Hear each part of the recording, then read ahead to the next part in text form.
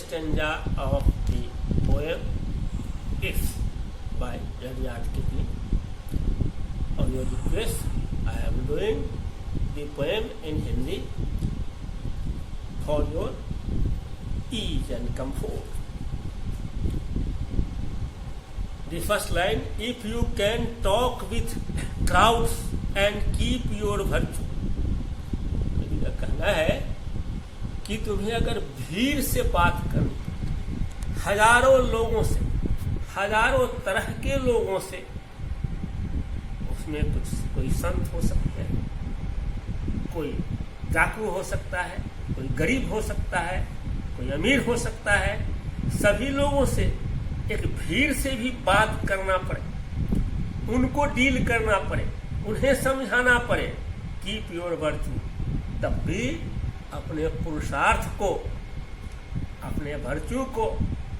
अपने वीरत्व को नहीं छोड़ना है। वो सबके साथ एक समान रहना चाहिए। और वॉक विथ किंग्स, हो सकता है जीवन में ऐसे मौके आवे कि तुम्हें इतनी उपलब्धियां हो जाए कि तुम राजा महाराजाओं के साथ उठने बैठने लगो, तुम राजा महाराजाओं के कैटेगरी में आ जाओ, ऐसी उपलब्धियां तुम्हारी हो, यानी तुम राजा भी बन जाओ, या राजा कैटेगरी के, राजा स्तर के लोग हो जाओ, महाराजा स्तर के लोग हो जाओ। Nor lose the common touch, फिर भी सामान्य लोगों से, कॉमन टच मीन्स आम लोगों से, जिन लोगों से पहले से जुड़े हुए हो या न भी जुड़े हुए हो, तो सामान्य लोगों से, जो आम लोग हैं इस संसार के, आम लोगों से टच, उनसे जो तुम्हारा लगाव है, जुड़ाव है, जो संबंध है, वो संबंध बना के ही रखना चाहिए, वो संबंध को नहीं छोड़ना चाहिए। वो चाहे वह तुम राजा के साथ रहो या महाराजाओं के साथ रहो।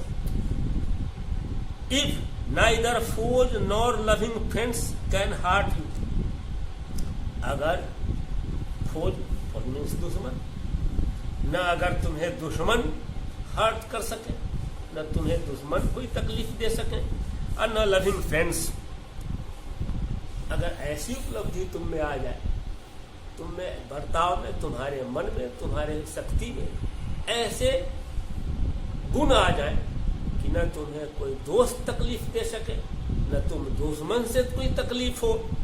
If you can fill the unforgiving minute, unforgiving, forgive माने क्षमा करना, अनफॉरगिविंग अक्षम्य, अगर तुम नौ अक्षम्य क्षणों को भी, अक्षम्य क्षणों को, जिसको कभी भी क्षमा नहीं किया जा सकता है, उन क्षणों को भी अगर तुम भर सकते हो with 60 seconds worth of distance run, 60 minute का 1 मिनट होता है, अगर वह फॉरगिविंग मिनट, उसको 1 मिनट में यह रूपांतरित करते हैं कभी अनफॉरगिविंग मिनट, जो 60 सेकेंड होता है, एक सेकेंड को अगर तुम में ऐसी क्षमता हो कि तुम अगर उसे भर सकते हो डिस्टेंस रन अपने क्षमाशीलता से,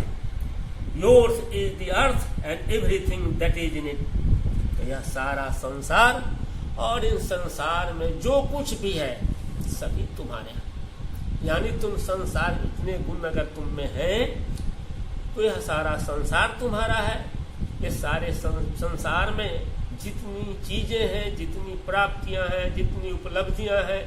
जितने धन है, जितने नाम है, प्रतिष्ठा है, सबके सब तुम्हारे हैं, तुम उसके मालिक हो। अगर कभी क्या कहना है कि इनमें जो ऊपर 3 स्टंजाओं में जितनी बातें बताई गई हैं, अगर वैसा गुण, वैसा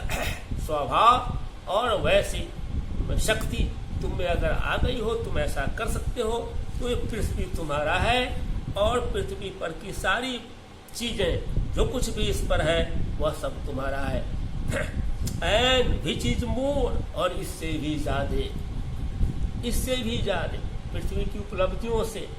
जो भी भौतिक उपलब्धियां हैं वो सारी भौतिक उपलब्धियों से एक बड़ी चीज, you will be a man, तुम एक मनुष्य भी रहोगे उसमें, मनुष्य, पशु से ऊपर। मैं सब यह कभी कहते हैं कि मेरे पुत्र, तुम इन सारी उपलब्धियों के साथ मनुष्य के रूप में भी तुम यहाँ रहोगे, मानवता का गुण भी तुम में भरा हुआ रहेगा अगर ये सारी बातें तुम में है। यह कंक्लूडिंग लाइन थी इस कविता की। यह कविता समाप्त होती है। अगले दिन से मैं फिर इसे अंग्रेजी में करूँगा और तब बाद में इसको मैं इसका सारांश भी अंग्रेजी में ही समझाऊंगा।